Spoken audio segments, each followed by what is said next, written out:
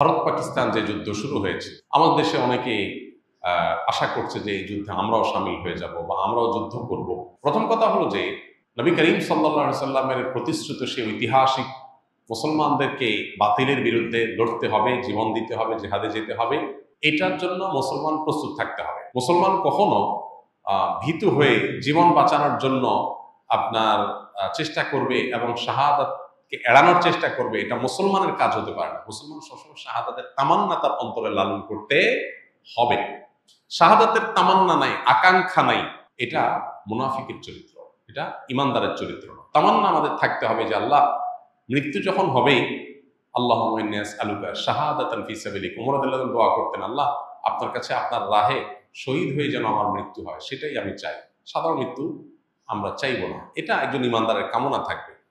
কিন্তু সাধারণ পরিস্থিতিতে আমরা যুদ্ধ আল্লাহর কাছ থেকে চেয়ে নিব না। শাহাদাত চাওয়া আর যুদ্ধ চাওয়া এক জিনিস না। দেখেন, ওমর রাদিয়াল্লাহু তাআলা আনহু শহীদ হয়েছেন একজন অগ্নি পূজকের খঞ্জরের আঘাতে নামাজরত অবস্থায় তিনি মারা গেছেন, এবং শাহাদাতের মর্যাদা আল্লাহ তাকে দিবেন ইনশাআল্লাহ। অথচ তিনি কিন্তু কোনো লড়াইয়ে মারা যান নাই, এবং তিনি দোয়া করতেন, আল্লাহুম্মা ইন্নী আসআলুকা শাহাদাতান ফি সাবিলিক ওয়াল মাউতা ফি বিলাদি হাবিবিক, আল্লাহ আপনার রাহে শাহাদাতও চাই, আবার আপনার রাসূলের শহরে মৃত্যুও চাই। কেউ কেউ মনে করতে এটা সাংঘর্ষিক দোয়া। শাহাদাত তামান্না করলে তো জেহাদের ময়দানে যেতে হবে, এটা তো মদিনায় তো জেহাদ চলে না, জেহাদ তো বাইরে চলে। আবার চাচ্ছেন মদিনায় মরতে, দুইটা কিভাবে হয়? আল্লাহ তাআলা দুইটাই দিয়েছেন, শাহাদাতের মর্যাদাও দিয়েছেন, আবার মদিনাতে মৃত্যুও দিয়েছেন।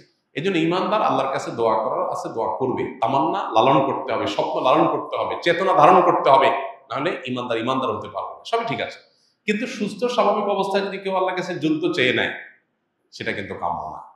নবী সাল্লাল্লাহু আলাইহি ওয়াসাল্লাম আল্লাহর কাছে আমাদেরকে নিরাপত্তা চাইতে বলেছেন, যুদ্ধ না। যুদ্ধ এসে গেলে করার জন্য প্রস্তুত থাকবো, তার জন্য প্রস্তুতি নিব, সবই ঠিক আছে। আলোচনা জারি রাখবো যাতে করে চেতনা শানিত থাকে, কিন্তু যেচে যুদ্ধ নিব না। আমরা আল্লাহর কাছে আমন, আফিয়া এবং সালামা এটা প্রত্যাশা করব। এবং সেই সাথে প্রতিটা এ জাতীয় বড় ঘটনা আমাদেরকে অনেক কিছু শেখায়, সেখান থেকে আমরা শিক্ষা গ্রহণ করব। আমরা সেখান থেকে বিভিন্ন আইব্রত, বিভিন্ন শিক্ষা এটা গ্রহণ করে আমাদের জীবনকে আলোকিত করব, সমৃদ্ধ করব, ইমানকে বাড়াবার চেষ্টা করব। এবং সেই সাথে মুসলমান হিসেবে অবশ্যই ইসলাম মুসলমানদের কল্যাণ, বিজয় এগুলো কামনা করব। সূরা রুম আমরা পড়ার চেষ্টা করতে পারি, যাদের সুযোগ আছে সূরা রুমের শুরুর আয়াত তাফসীরটা পড়ে দেখতে পারি। সেখানে আল্লাহ রাব্বুল আলামিন নবী সাল্লাল্লাহু আলাইহি সাল্লামের সময়কার সাহাবীদের মক্কায় থাকাকালীন সময় তারা যখন রোমানদের সাথে পারস্যের লোকদের যখন যুদ্ধ হয়েছে, তখন রোমানরা আহলে কিতাব হওয়াতে তাদের বিজয় কামনা করছেন মুসলমানরা, আর মক্কার মুশরিকরা ওই যে রোমান মুশরিকদের, পারস্যের মুশরিকদের তারা বিজয় কামনা করেছে। তো এই যে মুসলমানরা নিজের মুসলিম ভাইও না, তারপরেও শুধুমাত্র আহলে কিতাব হওয়ার কারণে মুশরিকদের চাইতে কাছাকাছি আদর্শিকভাবে অবস্থান, সেই কারণে সমর্থন করার বিষয়টা সাহাবীদের মধ্যে দেখা গেছে, এবং আল্লাহ তাআলা সেটাকে অ্যাপ্রিসিয়েট করেছেন। এখান থেকে বোঝা গেছে যে কোনো যুদ্ধ বিগ্রহ, যে কোনো ঘটনায় দিন শেষে মুসলমান এবং ইসলামের কল্যাণকামী হবে, বিজয় প্রত্যাশী হবে, তার জন্য দোয়া করবে, তার জন্য সচেষ্ট থাকবে। সেটা তো অবশ্যই ইমানের দাবি, সেটা আমাদের করতে হবে। আল্লাহ আমাদেরকে, আমাদের প্রিয় স্বদেশকে নিরাপদ রাখুন, গোটা বিশ্বকে আল্লাহ নিরাপদ রাখুন।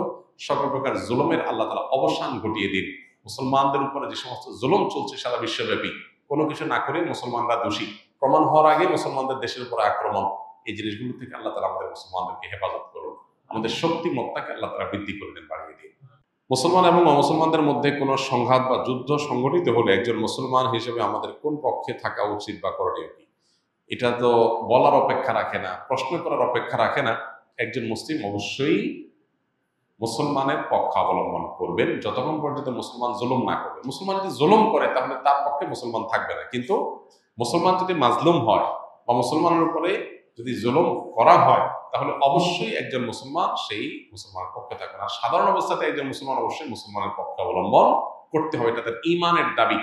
আল হুব্বুলিল্লাহ ওয়াল বুগদুলিল্লাহ, আল্লাহর জন্য ভালোবাসা, আল্লাহর জন্য বৈরিতা, এটা না থাকলে ঈমান থাকবে না, এটা আমাদের মাথায় রাখতে হবে।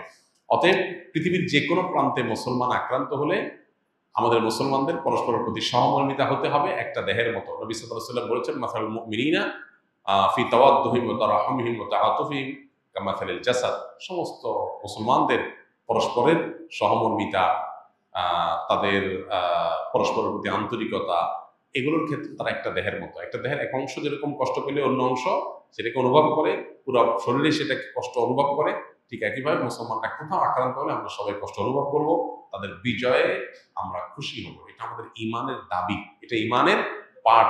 এখানে যদি আমরা অতি উদার হতে যাই, হ্যাঁ, এখানে যদি আমরা ধর্মের গণ্ডির ঊর্ধ্বে উঠে তথাকথিত মানবিক হতে যাই, তাহলে সেক্ষেত্রে কোনো কোনো ক্ষেত্রে ধর্ম থেকে, দিন থেকে, ইমান থেকে খারিজ হওয়ার আশঙ্কা আছে।